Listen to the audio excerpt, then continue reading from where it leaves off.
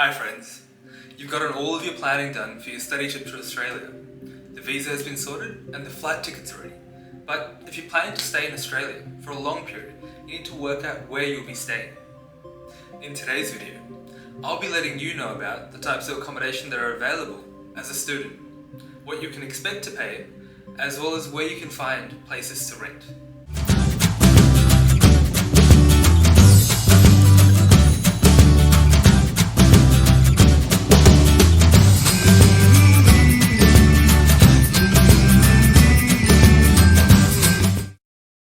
Learning Adventures is a one-stop channel if you're planning to travel to Australia, letting you know what the locals know. If you want to be in the know, like and subscribe for more videos preparing you for your journey.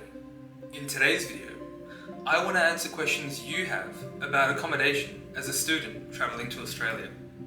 For a student, there are two types of accommodation available: on campus and off campus.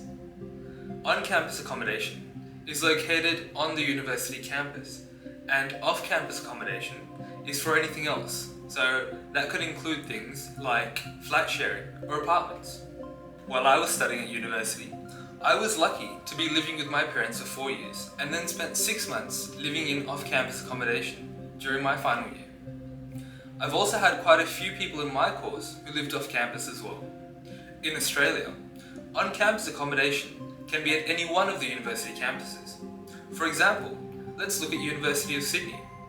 This university has two separate locations, the first being at Camperdown Darlinghurst, or the second being at Camden.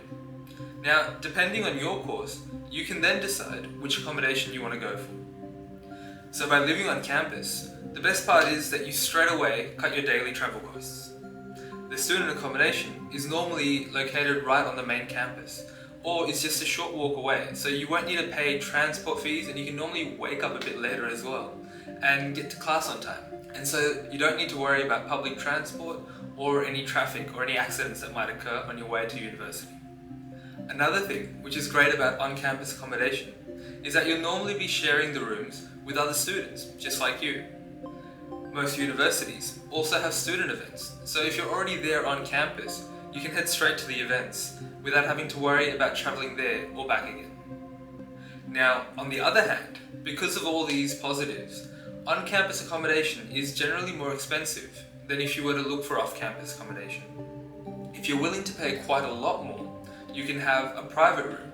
However, if you're going for a cheaper option on campus, you'll be going with groups of 4 or 8 people in one apartment room, where you'll have individual bedrooms, but the lounge, the kitchen, dining, and the bathrooms are generally shared.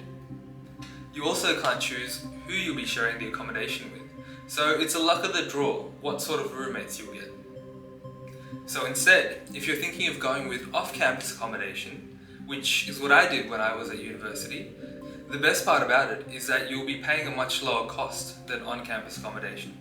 So if you were to go with off-campus accommodation, you could then share out a house or share an apartment with your friends, and that way each person would have a room, but you'd also know the people you were sharing the accommodation with. The other perk of off-campus accommodation is that with on-campus accommodation, you're either limited to a semester or a year of accommodation, and you can't have a shorter period or a longer period. And if you wanted to go for a longer period, you'd then have to apply again and again every year. With off-campus accommodation, you could go for a much shorter time period. If you only needed to be there for 3 months or 3 weeks, you could then have a look online with off-campus accommodation and then adjust it, so it's a bit more flexible that way.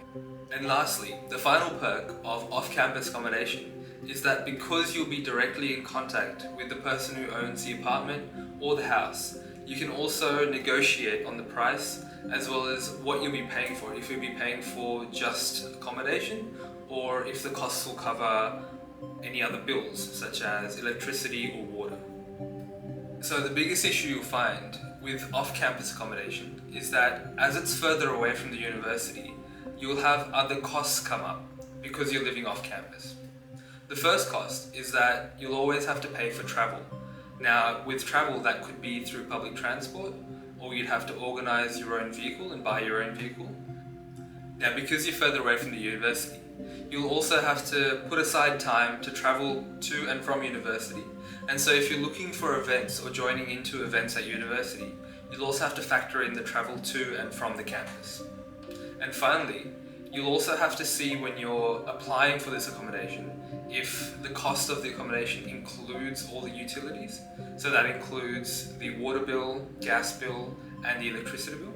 You'll have to see if that's included in your weekly rental or if it's a separate cost that you have to pay every 3 months. With on-campus accommodation, the best place to find information is to check out your university website. What you can search for on Google is something like the university you're going to, its name, followed by the words campus accommodation or the words student accommodation to find further details that'll be relevant to you. You can also have a look online and see reviews as well for the campus living to give you an idea of what you can expect when you get here. To find out more information about off-campus accommodation on the other hand, you have quite a few options. So if you're looking for share houses, the best place to look at is flatmates.com.au. Or you can also have a look on Gumtree, which not only has share houses, but is for generally any buying and selling between people. The last option you can also look at for share houses is Facebook Marketplace. So Facebook Marketplace is a bit newer, but there's still quite a few options there as well. So have a look at all three websites to get a good idea. In my experience, I've used flatmates.com.au previously when I was looking for a share house, and I found it very useful because it gave me the option. It not only gave me the option to just look for share houses, but it also gave me the option to join up with other people. So if there's someone else who works with you, you can also join them and have 2 or 3 people applying for one share house.